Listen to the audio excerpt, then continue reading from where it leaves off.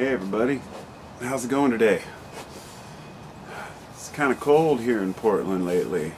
Had our first frost this morning, so a little bit chilly, but still a beautiful day. Thought I'd make a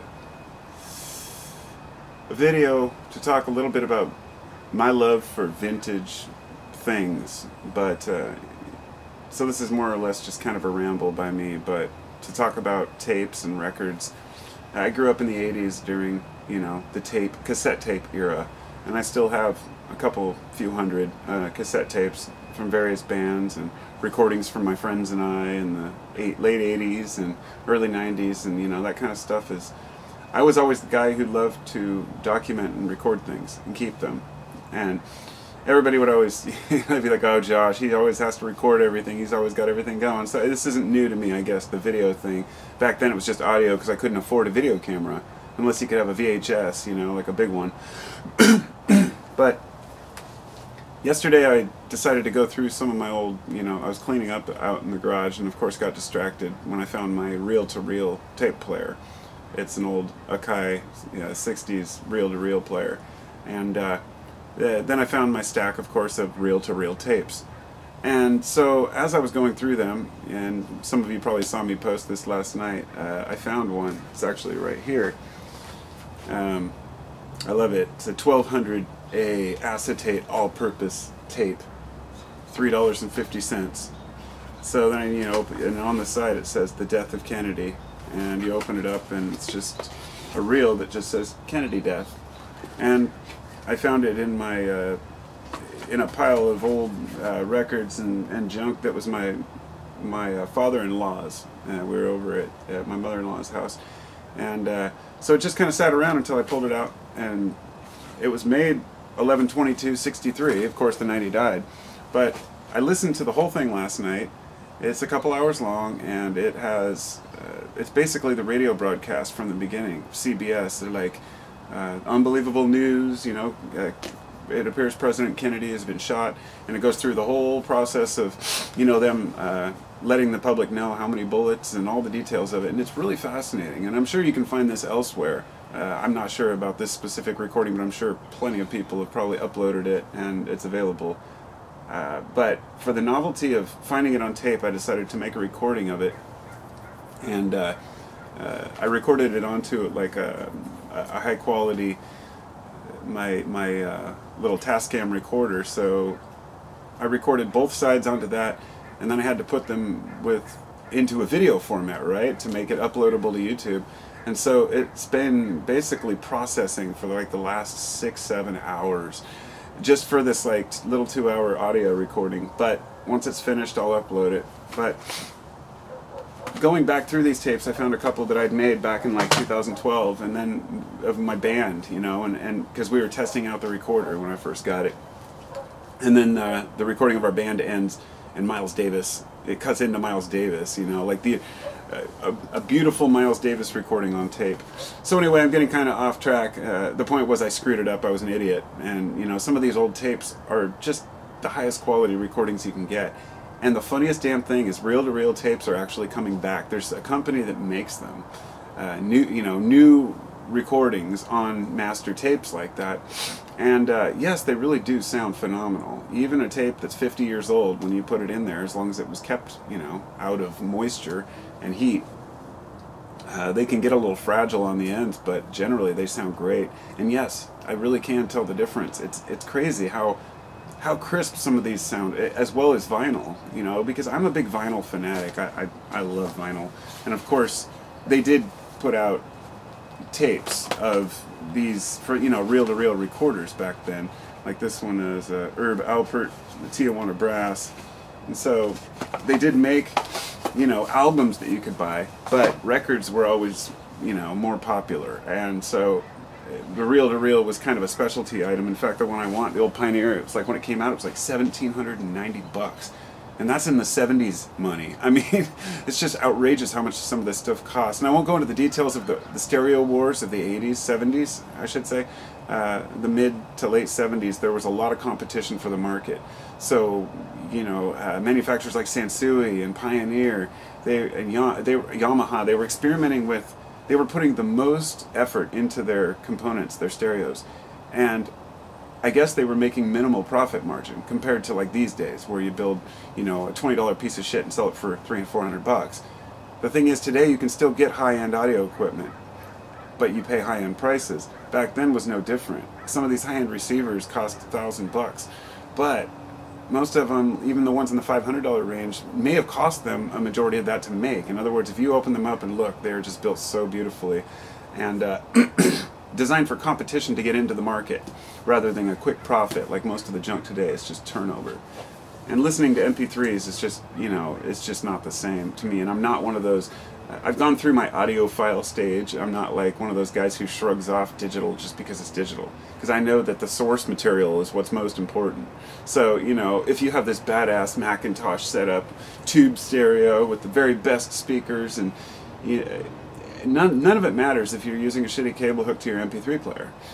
You know, even if you're using lossless files, who knows if that band recorded digitally originally or whether it even matters today, because the lines are crossing between you know, digital and analog in the sense that there's some really high quality digital material out there where you really can't hear the difference. But what a lot of folks don't know is that MP3 uses compression basically to save space, which eliminates a lot of the music. It eliminates what it thinks that you won't pick up on, and you don't. Your ears don't actually hear it, but your subconscious does hear it. So you can actually get what they call listener fatigue by listening to MP3s too long, especially the older. They're getting better, but in the old days, you know, they were really garbled. You know, that garbled sounding, that's just, can't stand it. So I have a couple thousand records I've collected over the years, and I just thought I'd bring a couple out as an example of just how, you know, because I love vinyl. This one in particular, this is a band called Dream End, which is one of my favorite bands from, I should say my favorite bands, but favorite bands from this particular record label. Anyhow, this is, oh, I guess this is numbered. Number 251 of 675. And when you open it up, it's got this little scene inside. It's really cool. It's like three-dimensional. And check it out. It's kind of cool. It's very symbolic, of course. But anyhow, I bought that because I just thought the pop-out thing was really cool, and it was limited. This is one I picked up a couple months ago, and this is the new Spangle album. This is why I love LPs, because you open them up, and you can have these beautiful gatefold sleeves, and they're, you know, active, functional. You can see them, you can do stuff with them, you can read lyrics and look at pictures and song names. And that's something that was really lost in the 90s during our excitement to move to MP3. And I remember sitting with my friends saying, what do you think it's going to be like tomorrow, you know, the wave of the future? And I remember specifically one time sitting there thinking, it's going to be on these little chips, and you're just going to have a little folder of chips. But none of us thought, well, that's great and convenient, but there's something amazing about sitting there and putting a record on, or further, weaving a tape, you know, into a reel-to-reel, and just sitting down and listening to it. You know, it's it is kind of cheesy in one sense. You know, a lot of people are like, "What's the point? It's convenient. I want, you know, nobody cares anyway, unless you have the highest quality $500 headphones. What does any of it matter?" Kind of attitude. Or it really does come down to how do your ears perceive the music. Because when I was in my stereo fanatic craze, I was obsessed. I'd switch out my receivers and, you know, my stereo in the living room probably every other day, through a couple dozen, trying to find just that sound. You know, I'd go to Yamaha, some Sansuis, go to my Pioneer for a while, then I'd move to another Yamaha, and then change out these speakers, huge speakers. Then I had these big ass, you know, double 12-inch speakers that I had, like huge house speakers that I used for a while. And now I've just downsized to these little Sansui SP2500X speakers, like 5-ways, but they're smaller, and they work great. And then a pair of smaller speakers. Point being that you don't need that big of a system. And it's funny because I don't talk about stereos much, but I just love music and stereo equipment, and I'm not one of those snobby stereo guys. Like, I'll listen to whatever sounds good. Some of the cheaper stuff is fine. I went down to Goodwill today, and while I was there, I saw a CD player. It was an old Panasonic, it was like an SD260 or something, or CD260, whatever it was, but, you know, it was a decent CD player that was made in 1988, And back then, I've heard mixed reports. Some people say that they've actually, one guy I read, he compared, you know, just a cheap modern DVD player to an 80s CD player and said that the newer ones actually sound better. There's a lot to be said about the chips and all the processing that goes on inside, but that the older ones tend to be louder but not better. I don't know. But anyhow, I bought it. It was $7, half price, so it was $3.50, and I thought, God, you could buy a badass CD player for $3.50 that, you know, back then would have probably cost a couple $100. And so I figured I'd buy it just so I could have just a dedicated CD player, which I don't really have anymore. But I like going through the different formats. I like listening to the different styles of music, which is why I like a certain type of speaker. I guess my point, if anything, here is that don't let it, you know, nobody can tell you what's the best stereo or the best speakers for your need. Your room that you have your stereo in can vary in size. Your ears, the folds within your ears, as well as the shape of your ears, and whether they're tilted forward or back, and all these different things can affect the sound strongly. And so these I figured out the hard way, that I didn't need a surround sound system. It was just a waste of time. I can get surround sound quality just by focusing my speakers the right way. But that your ear can play tricks on you. You think something sounds better than it does, you know, and you're like, oh, that sounds great, or that doesn't sound very good. And this is how people get tricked into buying solid gold speaker cables, that kind of shit. You know, there's only so much resistance that matters, you know, like, okay, you bought gold speaker wires for 10 grand, that's, you know, at a certain point it gets to just spending money to show you spent money. So anybody with a decent budget can go in and spend a few $100s and get a system that sounds freaking amazing, used, of course.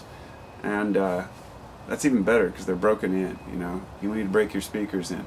I've always been into buying good speakers and stereos if I see them at Goodwill or thrift stores or whatever, but I won't buy a new system, you know, that's just pointless to me. But I'm the same way about buying new cars, but I'm that way about buying basically new anything. But yeah, the olden days, some people are a little obsessed about, you know, only vinyl or only tape. One guy made a joke. He said, "Oh, screw all you guys! I only listen to, you know, Edison wax cylinders," which were the very first records. They were cylinders with grooves in them. You know, and in other words, everybody has this kind of hipster attitude towards music, like, "Oh, I'm vintage, man. I'm vinyl." But there really is a reason why you want to listen to vinyl beyond just being cool and going to a record store. You know, it really sounds great, and even with the clicks and the pops, you know, it really does add some character to it. So I don't know, that's just some of my thoughts on music, as well as format, or what they call dead format. I got into records again, I mean, because they were on the tail end going out in the 80s, when I, you know, after they disappeared, then it was tapes, then CDs pretty quick. But I got back into records around 2000, 2001. And then within 5 years from then, there was this huge resurgence, and then vinyl just became obsessively difficult to find the good stuff that you want. And then it comes and goes, like with what's in demand. And I like bands like Fish, and of course you couldn't get the Fish LPs because they were, you know, one of them was going for like $800, $1,000, you know, it was ridiculous because, you know, it's all about rarity. And the same way with like my Modest Mouse records that I bought at the concert. At the concerts, you know, a few of them, they ended up being worth like $300-400 each, and I'm glad I had them, but I treated them like crap back then. I should have kept them to sell. But so one note about buying vinyl and buying used things like that is that if you buy a record, you can listen to it and sell it down the road for the same price you bought it for, if not more. If you buy limited edition records of a band you like, not only will you be able to sell the record itself, you can buy 2 copies, sell one in a year and pay yourself back for the other one, and you get a download code inside usually. So you get the digital version anyway. So it just makes sense to me. You know, people don't think about it. Like, I don't even have a record player. Well, even if you don't get one, you could still have the record. I have a friend who collects records but doesn't have a record player. So looking to the future, you know, I just love music. So you know, it's funny because the video I have on YouTube that actually has the most views of any video, it was, I don't even know, like 500,000 views or something. It was just called "Why Vintage Stereo is Like Equipment is Like the Best" or something, and it was just me in some cheesy, holding the camera in a horrible angle, just like, yeah, I love my stereo. Stupid, it really had no point, but for some, you know, because so many people are into stereos, that one got a lot of views. I ended up getting rid of it just because I was sick of getting comments of people like, hold the camera steady, and the one thing you learn on YouTube is that the more views a video of yours gets, the more haters come in, because they figure they can throw in, you know, lame, you know, look at this guy, he's a douchebag, or whatever, and be like, yeah, well, yeah, I still monitor my comments, and that's cool if you want to be a jerk, but for the sake of people in the stereo one, it wasn't just people dissing, you know, the camera, it was people saying, oh, that vintage stuff sucks, or this is better, and there's kind of a pious attitude a lot of people have towards what gear they think is good. And like I said, it comes down to your own perspective, your ears, how you perceive sound, and that doesn't even include how your brain perceives it. Yeah, it's pretty interesting. Music is fascinating, and this vintage stuff just kind of puts you back in the day when music was raw. I'm not going to say that it ain't good today. There's some good stuff out there.